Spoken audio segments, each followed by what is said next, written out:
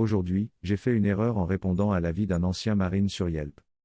Je travaille dans une pizzeria et mon collègue et moi aimons bien nous amuser quand il n'y a pas beaucoup de monde, alors nous avons décidé que ce serait une bonne idée de lire les avis sur Yelp pour notre magasin. Nous sommes tombés sur l'avis d'un certain Daniel qui s'est énervé contre un autre de nos collègues qui, selon lui, a manqué de respect. Il a ensuite déclaré que s'il n'y avait pas eu une famille avec de jeunes enfants devant lui dans la file d'attente, il lui aurait montré de vraies manières. Il est donc évident que ce type est un peu déséquilibré. Mon collègue m'a mis au défi de lui répondre, et comme je suis toujours prêt à relever un défi, j'ai répondu: Monsieur, calmez-vous s'il vous plaît. Cela nous fait bien rire et nous continuons à travailler. Une semaine plus tard, je reçois une notification de Daniel sur Yelp, car apparemment la messagerie directe est une pratique courante sur Yelp. Le message dit: Calmez-vous? Qui es-tu? Vous travaillez là aussi? Je viens vous demander par votre nom et vous pourrez me dire si vous avez un putain de problème en personne. Yeesh.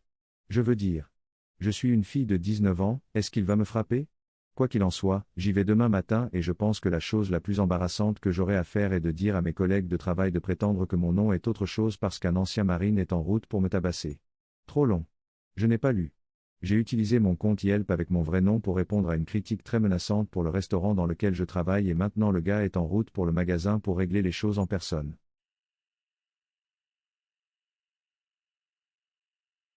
Aujourd'hui, j'ai fait une bêtise en mettant mon doigt dans un trou où il n'avait pas sa place. Cela s'est produit lorsque j'avais environ 6 ans, dans une banque avec ma mère. Ma mère était en train de régler quelque chose au guichet et dans cette banque, en plus des écrans, il y avait une petite zone pour faire passer les objets, avec un couvercle transparent et de nombreux trous.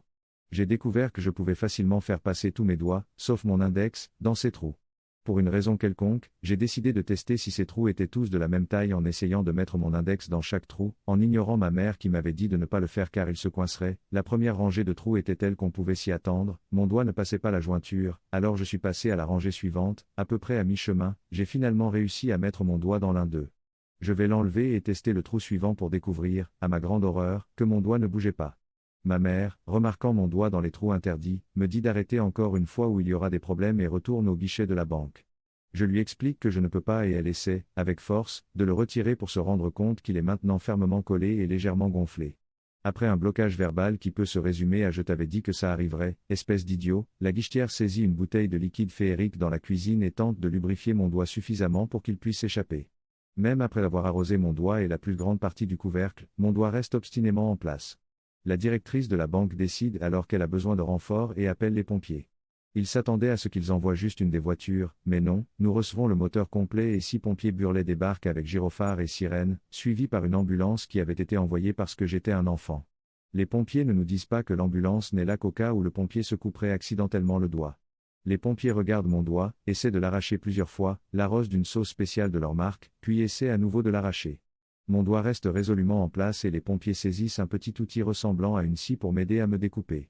Pendant que l'un d'eux discute avec moi, l'autre coupe les trous autour de mon doigt, ce qui me libère, mais avec une bague assez grosse. Il me déplace vers l'une des tables, m'assoit et découpe doucement le plastique de part et d'autre de mon doigt. Enfin, ils saisissent le plastique et cassent la partie restante, ce qui permet à mon doigt de retrouver sa liberté.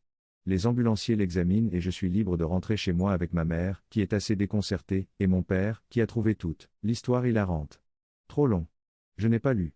J'ai coincé mon doigt dans l'un des trous du plastique par balle et j'ai dû demander aux pompiers de le dégager.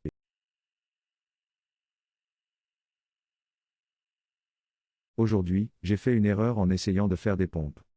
C'est arrivé il y a environ 3 heures.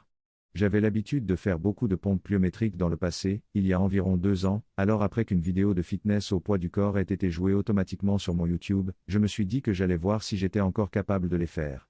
J'ai commencé par me pousser du sol, pas de problème. Ensuite, j'ai fait des pompes en claquant des mains, j'ai encore la force de les faire.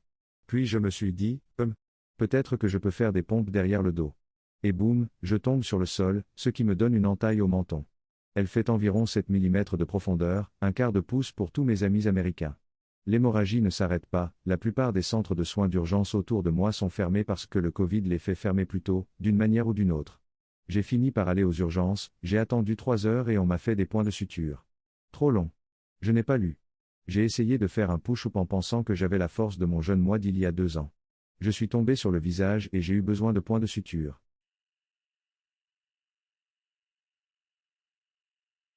Aujourd'hui, j'ai fait une erreur en faisant douter mon fiancé de notre relation. Alors, un peu de contexte d'abord.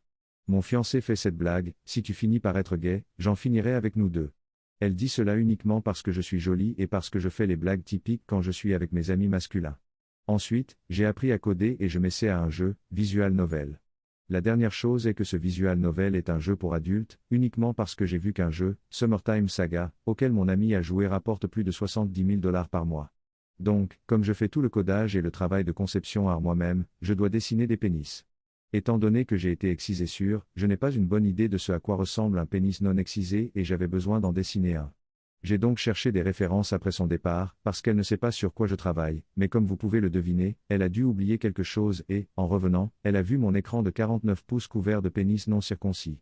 Je ne sais pas combien de temps elle est restée là à me regarder défiler, mais quand j'ai entendu un bruit dans mes écouteurs, j'ai su que j'étais foutu. Elle a commencé à pleurer et à dire qu'elle le savait, puis j'ai dû lui montrer le jeu que je faisais pour la convaincre que je n'étais pas gay, ce qui n'était pas beaucoup mieux. Je lui ai dit que je ne faisais que de la propagande à cause de l'argent que gagnait l'autre jeu. Le mariage est toujours en cours, mais elle pense maintenant que je suis un pervers. Tout cela s'est passé hier soir, donc il y aura probablement une grosse dispute ce soir, souhaitez-moi bonne chance. Trop long. Je n'ai pas lu. La fiancée a vu tellement de pénis non circoncis sur mon écran géant et maintenant sa pire crainte est confirmée et elle pense aussi que je suis un énorme pervers. Le mariage est toujours sûr. Pour l'instant.